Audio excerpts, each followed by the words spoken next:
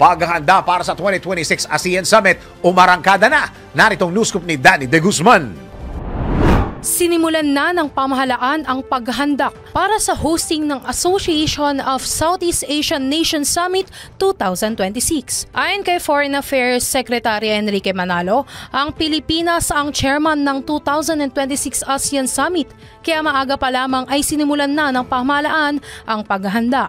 Katuwang ng ASEAN National Organizing Committee na nasa ilalim ni Executive Secretary Lucas Bersamin. Nagpupulong na anya sila araw-araw upang maplansya at maging pulido ang paghahanda para sa 2026 ASEAN Summit. Sa nasabing malawakang pagpupulong, target ng pamahalaan na matalakay ang issue kaugnay sa sitwasyon ng Myanmar, Code of Conduct sa South China Sea at ang membership ng East Timor sa ASEAN. At yan ang News Scoop, Danny De Guzman, nagbabalita ng tama, naglilingkod ng tama.